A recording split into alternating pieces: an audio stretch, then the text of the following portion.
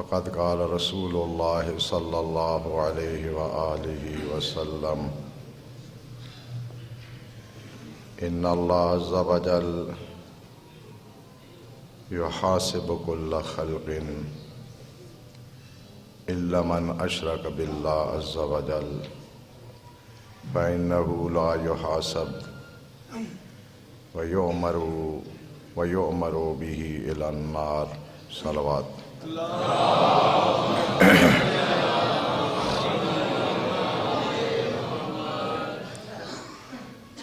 گناہان کبیرہ میں سے سب سے بڑا اور عظیم گناہ شرک باللہ، کہ جس گناہ کے ہوتے ہوئے کوئی نیکی شمار نہیں ہوتی، اور اس گناہ کے ارتکاب کرنے والے کے لیے میزان قائم نہیں کی جائے گی اور اس کی دیوان کو کھولا نہیں جائے گا۔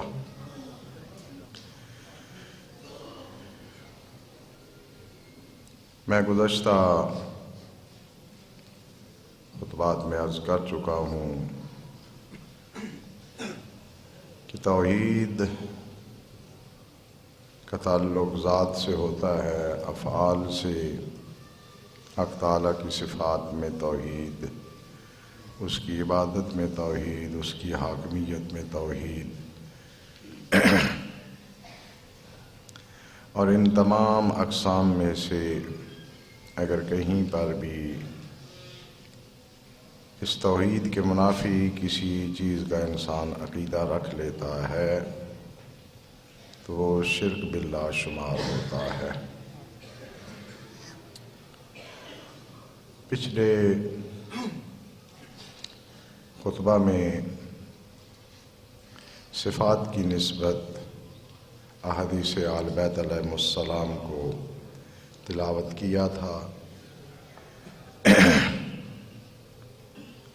اسی سلسلہ کو آگے بڑھاتے ہوئے حضرت صادق صلوات اللہ علیہ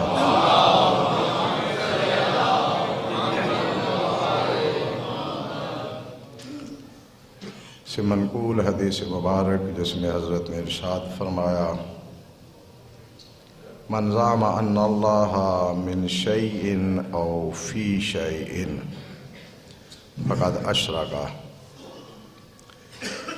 کہ جو شخص یہ گمان رکھے کہ اللہ کسی چیز سے پیدا ہوا ہے، کسی چیز سے نکلا ہے، یا یہ گمان رکھے کہ اللہ کسی چیز کے اندر ہے،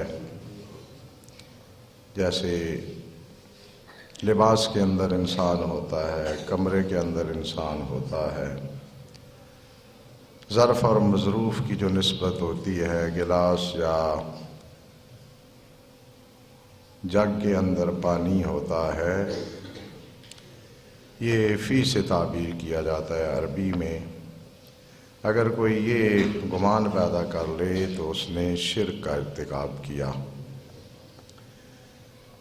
وَمَنْ زَعَمَ أَنَّ اللَّهَ مِنْ شَيْءٍ فَقَدْ جَعَلَهُ مُحْدَثًا، اور جو یہ گمان رکھے کہ خداوند متعال کسی چیز سے ہے تو اس نے اللہ کو محدث قرار دیا۔ محدث ہم اس شے کو کہتے ہیں جو عدم سے وجود میں آتی ہے، جیسے ایک زمانہ تھا ہم نہیں تھے، بعد میں ہم پیدا ہو گئے، تو ہم محدث ہیں۔ یعنی ہر وہ شے جس کے وجود سے پہلے وہ معدوم ہو، نہ ہو، اور نہ ہونے کے بعد پھر وہ پیدا ہو جائے تو اسے محدث کہا جاتا ہے۔ یہ آسان ترین تعبیر ہے۔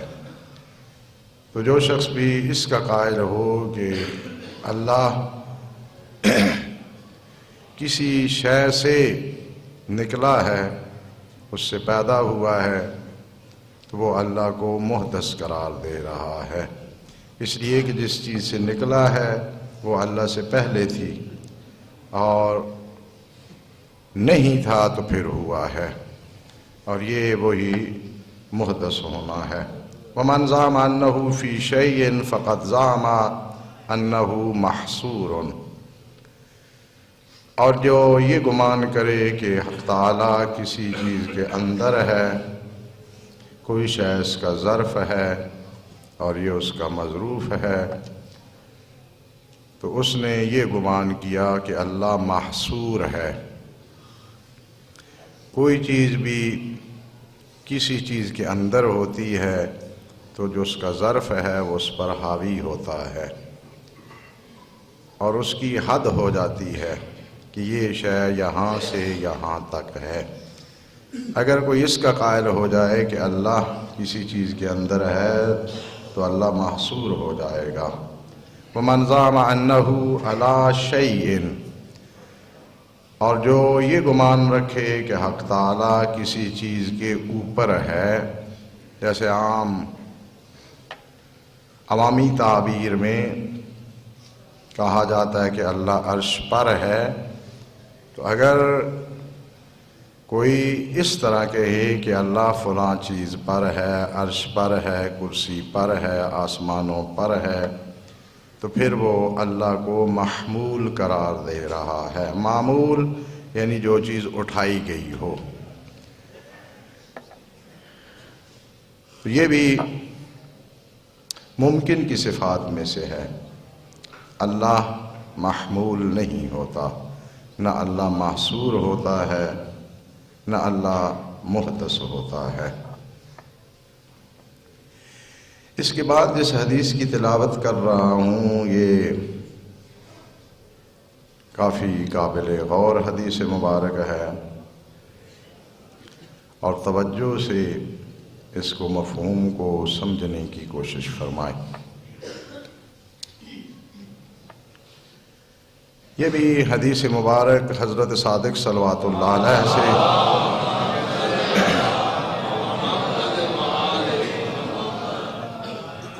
کہ من عبد اللہ بالتواہم فقد کفر، جو اپنے وہم و گمان سے اللہ کی تصویر کشی کرتا ہے، اس کا ایک تصور کرتا ہے،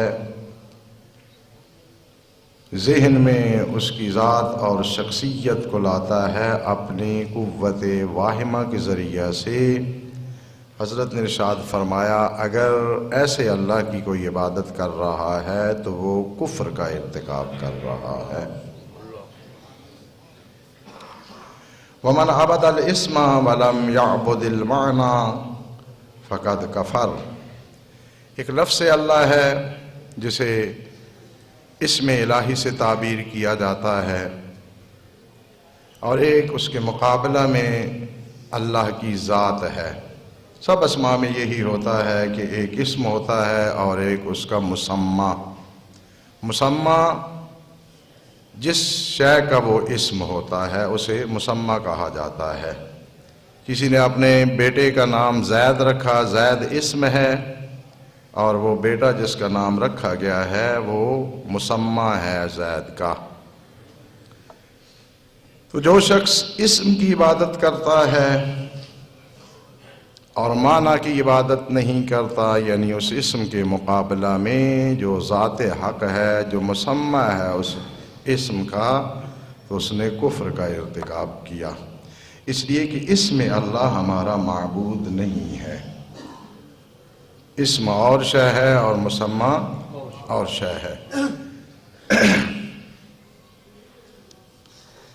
فلسفہ میں اور منطق میں، اصول میں، فلسفہ میں تو شاید اس کا تذکرہ اس تفصیل سے نہیں آیا ہے، منطق اور علم اصول میں اس کی طرف اشارہ کیا گیا ہے کہ حق تعالیٰ کے علاوہ، یعنی خدا بند متعال کے علاوہ ہمارے پاس جتنی بھی چیزیں پائی جاتی ہیں ان کے 4 وجود ہیں۔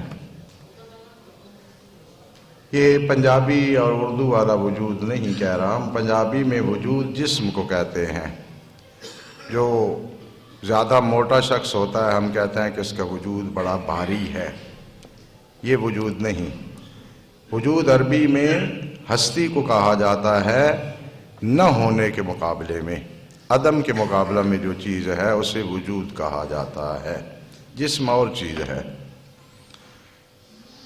4 وجود ذکر کیے جاتے ہیں ہر چیز کے حق تعالیٰ کے علاوہ، جس میں سے 2 وجود جعلی اور اعتباری ہیں اور 2 وجود حقیقی ہیں۔ آپ پانی کا کلمہ لیں تو ایک لفظ جو مرکب ہے پے الف نون یہ سے، یہ کلمہ اس حقیقت خارجی کے لیے وضع کیا گیا ہے، یعنی ایک شخص نے جس نے لغت بنائی اس نے اس کلمہ کو اس خاص شے کے لیے مخصوص کیا، اس طرح کہ جب بھی میں لفظ پانی کہوں گا تو آپ نے وہی شے سمجھنی ہے جس کے لیے اس لفظ کو وضع کر رہا ہوں، جس کے مقابلے میں اسے رکھ رہا ہوں۔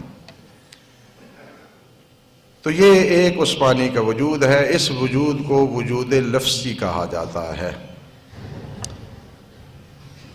الفاظ ہم اپنے منہ سے تلفظ کرتے ہیں اور جتنا لفظ منہ سے نکلتا ہے وہ ختم ہو جاتا ہے، لہریں ہوتی ہیں، یہ جو ہم تلفظ کرتے ہیں اس کا مسئلہ ختم ہو گیا، یہ باقی رہنے والی چیز نہیں ہے، منصرم الوجود ہے، یہ بھی فلسفی اصطلاح ہے، چھوڑیں اسے، یعنی جتنا کلمہ میرے منہ سے نکل رہا ہے وہ ختم ہوتا جا رہا ہے۔ چونکہ انسان کو اپنے مقاصد پہنچانے کے لیے تنہا الفاظ کافی نہیں تھے، الفاظ کے ذریعے سے اپنے مقاصد ان لوگوں تک پہنچا سکتا ہے جو اس حدود میں ہوں کہ اس کی آواز ان تک پہنچ سکے۔ اس حدود سے اگر باہر کچھ لوگ ہوں تو وہ الفاظ اس کے وہاں تک نہیں جا سکتے، لہذا انسان نے الفاظ سے بڑھ کر ایک نئی چیز بنائی جسے ہم کہتے ہیں تحریر یا کتابت۔ یہ انہی الفاظ کا جو ہم تلفظ کرتے ہیں یہ کتابتی وجود ہے۔ پس ایک پانی کا لفظی وجود ہو گیا، ایک اس کا تحریری وجود ہو گیا، یہ دونوں وجود اعتباری اور جعلی ہیں۔ اعتباری اور جعلی سے مقصود یہ ہے کہ ہر قوم اپنے لیے ایک علیحدہ لفظ گھڑ سکتی ہے اور ان الفاظ کے لیے ایک علیحدہ وہ تحریر گھڑ سکتی ہے۔ جو انگریز ہیں انہوں نے اسی حقیقت کے لیے کوئی اور کلمہ مخصوص کیا ہوا ہے اور پھر ان الفاظ کو لکھنے کے لیے انہوں نے تحریر بھی اور حساب سے اور سلیقہ سے مخصوص کی ہوئی ہے۔ ہر زبان والے یہ اپنی زبان کے مطابق، اپنی چوائس کے مطابق، اپنے رسم و رواج کے مطابق یہ 2 وجود بناتے ہیں ہر حقیقت کے لیے، لفظی اور کتبی وجود۔ لیکن 2 وجود حقیقی ہیں، یعنی میں اور آپ ان میں کچھ نہیں کر سکتے، وہ کائنات کے حقائق میں سے حقیقتیں ہیں۔ وہ پانی کا وجود خارجی کہ جس پر پانی کی ماہیت کے اثرات مرتب ہوتے ہیں، یعنی اس حقیقت کو اگر ہم پئیں تو پیاس بجھتی ہے، اگر آگ پہ پھینکے تو آگ خاموش ہو جاتی ہے۔ وہ اس پانی کا وجود خارجی اور حقیقی وجود ہے جو حق تعالیٰ کی مخلوقات میں سے ہے، اس میں ہم اوپر نیچے کچھ نہیں کر سکتے۔ اور ایک چوتھا وجود ہے جسے وجود ذہنی کہا جاتا ہے کہ ہم اسی پانی کی حقیقت کو اپنے ذہن میں تصور کرتے ہیں۔ وہ بعینی حقیقت ہمارے ذہن میں نہیں آ سکتی، لیکن اس کا مفہوم ہمارے ذہن میں آتا ہے۔ یہ جو ذہن میں ہم پانی کا تصور کرتے ہیں، آگ کا تصور کرتے ہیں، جتنے بھی حقائق خارجی ہیں، انہیں ہم مفہوم کے ذریعے سے اپنے ذہن میں لاتے ہیں، یہ بھی ایک حقیقی شے ہے، ہم اس میں ہیر پھیر نہیں کر سکتے۔ البتہ یہ حقیقت ہے جو ہمارا ذہن خود بناتا ہے، لیکن وہ حقیقت تب ہی بنے گا جب اس موجود خارجی کے عین مطابق ہوگا۔ یہ چار وجود ہر ممکن شے کے لیے پائے جاتے ہیں، حق تعالیٰ کے لیے ایسا نہیں ہے۔ وہ وجود ذہنی نہیں رکھتا، اور اسماء اس نے اپنے لیے خود معین فرمائے ہیں۔ پس لفظ اور کتبی وجود یہ اعتباری اور جعلی وجود ہیں۔ ہر شخص اپنی طرف سے الفاظ گھڑ سکتا ہے، ان الفاظ کے لیے وہ اپنی علامتیں مقرر کر سکتا ہے کہ الف کے لیے ہم نے ایسی سیدھی علامت مقرر کی ہے، بے کے لیے ایسے کشتی والی علامت مقرر کی ہے۔ جب کوئی یہ زبان وضع کر رہا تھا تو اور طریقے کی بھی علامتیں وضع کر سکتا تھا۔ چائنا والے اور جاپان والوں نے وہ عجیب سی بڈھنگی علامتیں بنائی ہوئی ہیں، ایسے پتہ چلتا ہے کہ کوئی بچہ جو ہے وہ لکیریں لگاتا رہا ہے، کھیلتا رہا ہے۔ الفاظ کے لیے یہ آپ کو اور ہر اہل زبان کو یہ حق حاصل ہے کہ اپنی زبان کی نسبت الفاظ اور تعریر میں جو چاہے وہ وضع کر سکتا ہے، لیکن وجود لفظی اور وجود قطبی یا تحریری وجود یہ اس حقیقت سے حکایت کرتے ہیں جو ہم نے خود اپنے آسانی کے لیے مفاہیم کو ایک دوسرے تک پہنچانے کے لیے گھڑے ہیں۔ اور وہ دو وجود جو اعتباری نہیں ہیں، حقیقی اور وجود ذہنی، ان سے ہمارا کوئی تعلق نہیں ہے، اس میں ہم تصرف نہیں کر سکتے۔ ہر اسم غیر از مسمى ہوتا ہے، اسم اور چیز ہے اور مسمى کچھ اور چیز ہے۔ اس میں حضرت نے یہ ارشاد فرمایا کہ اگر کوئی شخص اس میں اللہ کی عبادت کرتا ہے، اس میں اللہ کی، تو یہ دو طریقے سے ہو سکتا ہے، یا صرف اسم کی عبادت کر رہا ہے مسمى اور اس کے معنی کی طرف اس کی کوئی توجہ نہیں ہے، مشرک ہے۔ دوسرا طریقہ یہ ہے کہ اسم کو مسمى کے ساتھ ملا کر دونوں کی عبادت کر رہا ہے، یہ بھی شرک ہے، کیونکہ اسم جو ہے وہ اللہ کا غیر ہے، اس میں شرک آ گیا کہ دو چیزوں کی پرستش کر رہا ہے، اللہ کے اسم کی بھی اور اس مسمى کی بھی۔ توحید یہ ہے کہ مسمى کی عبادت کرے، لہذا یہ بڑی سمجھنے والی بات ہے کہ اسم کو اس میں دخالت نہیں ہے۔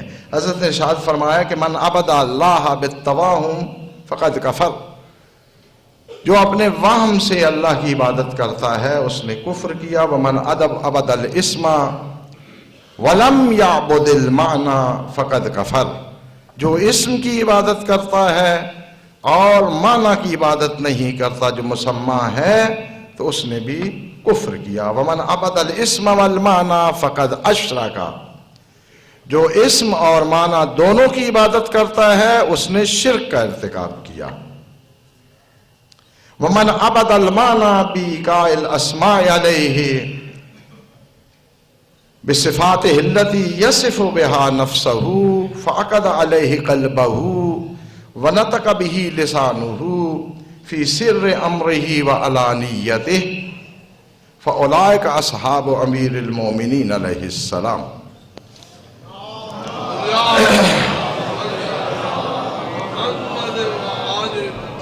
اور جو شخص معنی کی عبادت کرتا ہے، لفظ اللہ کا جو معنی ہے یعنی وہ حقیقت خارجی جو حقیقتاً معبود ہے، جو حقیقتاً خالق ہے، جو صفات علیہ اور اسماء حسنہ سے متصف ہے، اس معنی کی عبادت کرتا ہے اور اسماء اس پہ واقع کرتا ہے، اور وہ صفات جن صفات سے خود حق تعالیٰ نے اپنے آپ کو متصف کیا ہے۔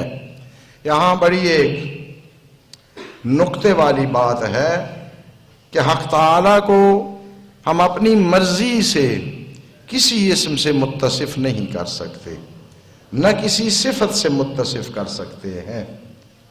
اس کے لیے صرف انہی اسماء کو استعمال کیا جا سکتا ہے، صرف انہی صفات کا تذکرہ کیا جا سکتا ہے جن صفات اور اسماء کے ساتھ اس نے اپنے آپ کو متصف قرار دیا ہے۔ اسے اصطلاح میں کہا جاتا ہے کہ اسماء الہی توقیفی ہیں۔ توقیفی، تے واو فے یہ قاف یہ، یعنی شارع کی اجازت پر موقوف ہیں۔ جن اسماء جن صفات کی شارع نے اجازت دی ہے، خود شریعت نے اجازت دی ہے، اس کو ان پہ اطلاق کیا جائے گا۔ جو الفاظ یا اسماء کتاب و سنت میں وارد نہیں ہوئے ہیں، ان کے ذریعہ حق تعالیٰ ان الفاظ کو حق تعالیٰ پر، ان اسماء کو، ان صفات کو حق تعالیٰ پر اطلاق نہیں کیا جا سکتا۔ چھوٹی سی ایک مثال دے رہا ہوں کہ جس کی مخلوقات میں سے بے شعوری مخلوق انجینئروں والا علم جانتی ہے، مکھی، شہد کی مکھی۔ آپ حیوانات کی زندگی کے متعلق جو کتابیں لکھی گئی ہیں ان میں جا کے دیکھیں کہ کس دقت سے وہ اس علم کو جانتی ہے کہ کھانا کس طرح بنانا چاہیے۔ مثلث کھانے میں یہ ہوتا ہے کہ اس کے کونے جو ہیں وہ بڑے گہرے ہو جاتے ہیں، ان میں ہوا کا کراس نہیں ہو سکتا، لہذا مکھی مثلث کھانا نہیں بناتی۔ مربع خانے میں جو رکھی جاتی ہے چیز وہ جلدی سے الٹ پلٹ جاتی ہے، مربع بھی نہیں بناتی۔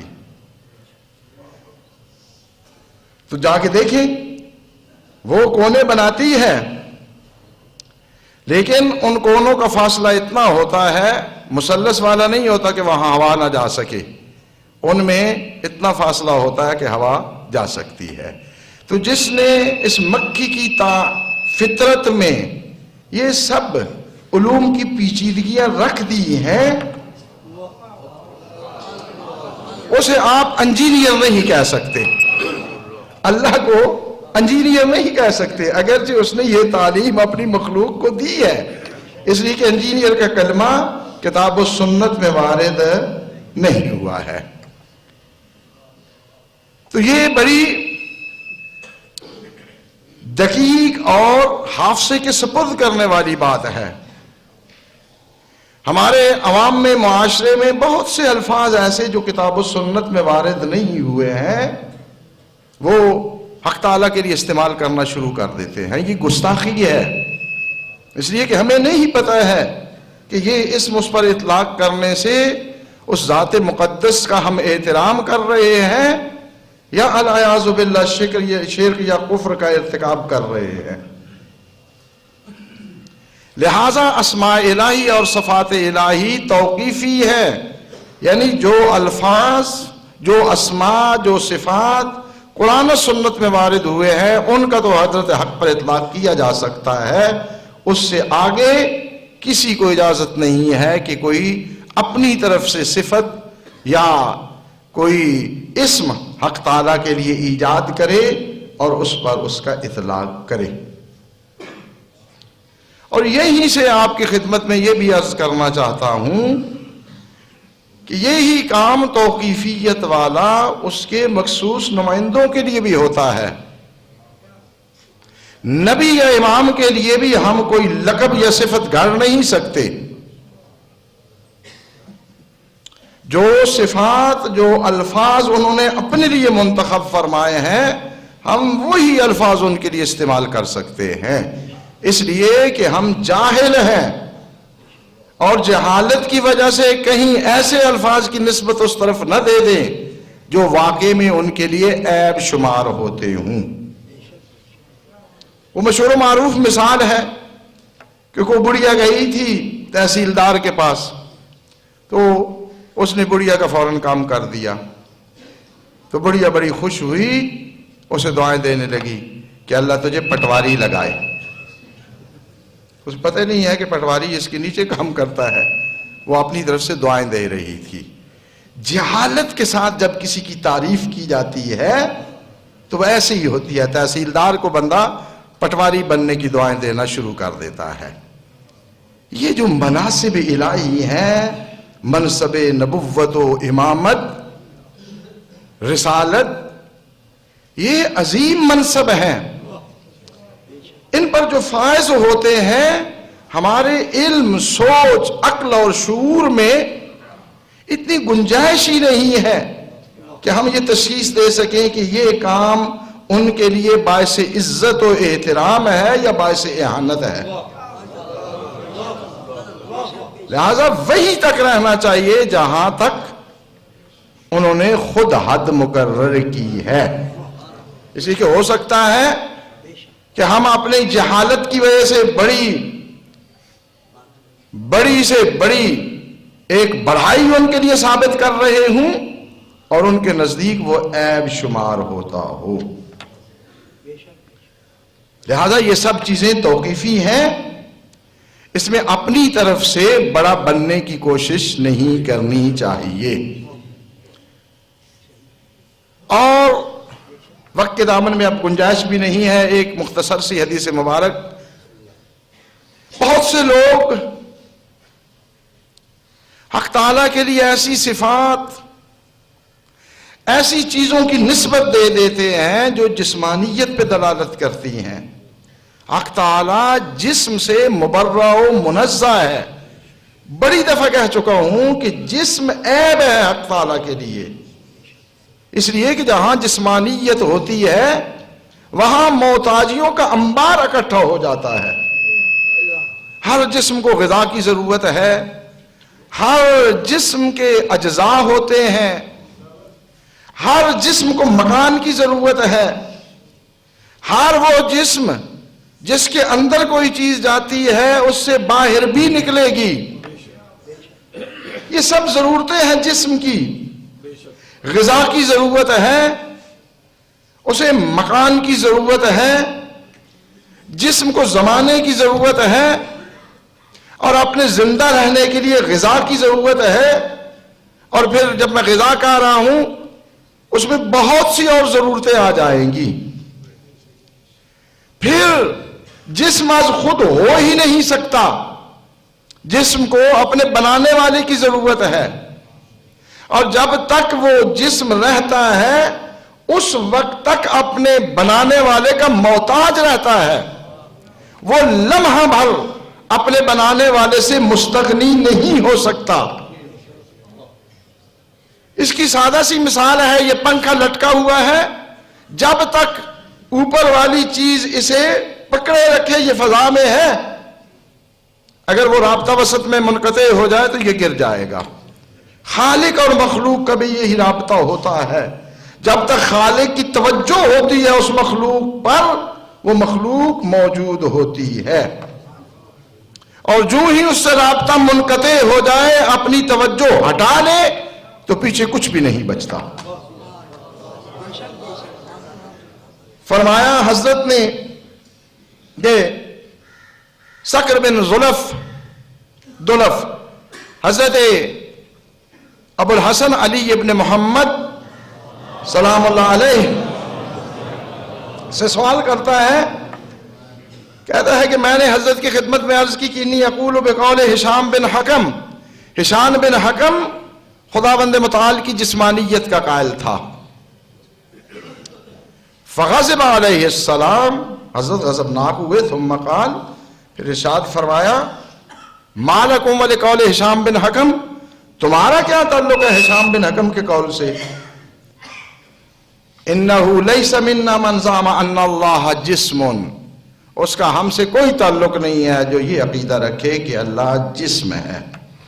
وَنَحْنُ مِنْهُ بُرَاءُ فِي الدُّنْيَا وَالْآخِرَةِ، ہم ایسے شخص سے دنیا اور آخرت میں بری ہیں، ہمارا کوئی لنک تعلق نہیں ہے۔ اظہار بیزاری فرمایا کہ اپنا طرف ان الجسم محدث، اس لیے کہ جسم محدث ہے، واللہ محدثہ ومجسمہ، اور اللہ وہ ہے جس نے جسم کو محدث کیا ہے اور جسم کو اس کی جسمیت عطا کی ہے، لہذا اللہ جسم نہیں ہو سکتا۔